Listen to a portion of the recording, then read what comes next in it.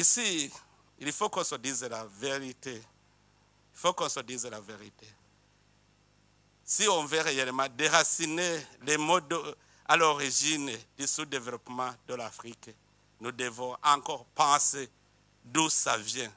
Pourquoi les pays africains, qui pourtant ont le potentiel économique important, sont emplois pour des guerres et du terrorisme avec la complicité de certains pays occidentaux? Vous voyez ce qui se passe ici, tout près de chez nous. Pourquoi ce silence? Est-ce que la communauté internationale ne voit pas les conséquences? Je vous dis que si ça continue comme ça, la guerre risque d'être généralisée dans la région. Parce que le peuple ne peut pas se laisser faire. Si le Rwanda continue à faire des conquêtes dans le territoire et dans notre pays, je sais qu'il va arriver même au Burundi. Parce qu'il est en train d'entretenir des jeunes réfugiés. Il les arme. Maintenant, il est en train de les aguerrir dans la guerre du Congo. Un jour, il veut venir au Burundi. Nous n'allons pas accepter la guerre généralisée.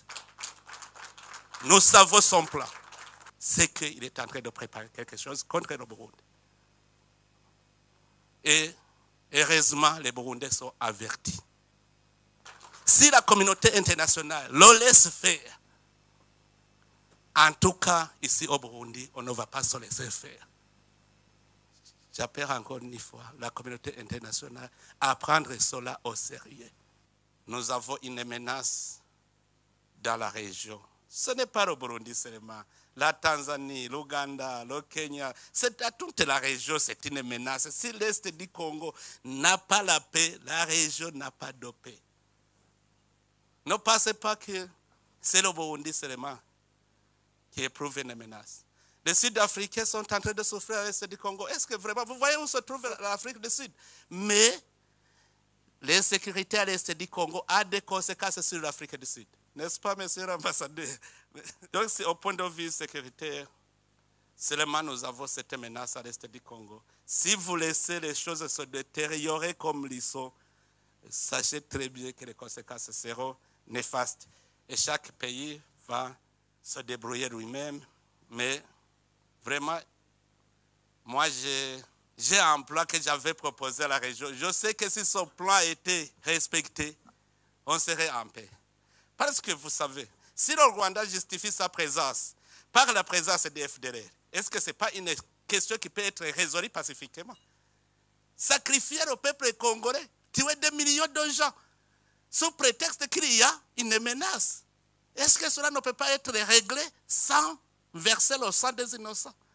Je sais que les RDC et le Rwanda peuvent s'entendre très bien sur la gestion de ce mouvement. Moi-même, je disais qu'il faut une coalition internationale de lutte contre les groupes armés étrangers à l'est de la RDC. Comme ça, ça va garantir le Rwanda et ça va aussi permettre au Congo d'entamer le processus de paix. Qu'est-ce qui manque? Qu'est-ce qui manque? C'est parce qu'il y a complicité.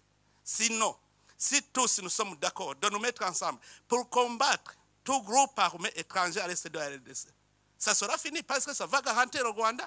Ça va aussi permettre au Congo d'organiser son pays pacifiquement. Ça, c'est un. Si on parle de M23, moi, j'avais essayé de me mettre en contact avec les responsables du M23. Je leur ai dit, si réellement vous n'êtes pas des Rwandais, pourquoi vous n'acceptez pas de déposer les armes et emprunter le chemin de la paix? Comme vous êtes Congolais, vous aimez votre pays. Alors, à ce moment-là, ils m'ont dit, nous sommes d'accord, parce que je leur disais, aussi longtemps que vous n'êtes pas cantonné, on ne saura pas qui est Rwandais, qui est Congolais. Il faut d'abord aller dans la zone de cantonnement, comme ça les Congolais sont à part, et puis les Congolais vont entamer le processus de paix, et les Rwandais vont rentrer chez eux. Sinon, on va toujours vous considérer comme des Rwandais. Et ils m'ont dit, le problème c'est qu'on nous impose d'être cantonnés dans une zone invivable. J'ai envoyé mes officiers pour aller inspecter la zone. C'était la zone de Sabinyo. Ils ont trouvé que la zone était invivable. Et j'ai proposé au gouvernement congolais de décider sur une autre zone. Le gouvernement congolais a accepté. Nous avons fait la reconnaissance de la zone de Lomangabo. On a envoyé les chefs d'état-major pour aller inspecter, voir si la vie est possible. On a trouvé que toutes les facilités étaient là. Et le M23 avait accepté d'aller dans le cantonnement. On avait mis en place tout le nécessaire. Mais au moment où on allait commencer le mouvement, ils reprennent le combat. Pourquoi? Alors que chez moi, d'ailleurs, ils avaient dit, si nous y allons, quelle est la suite? La suite, c'est maintenant aller dans le processus de paix, les négociations de Nairobi.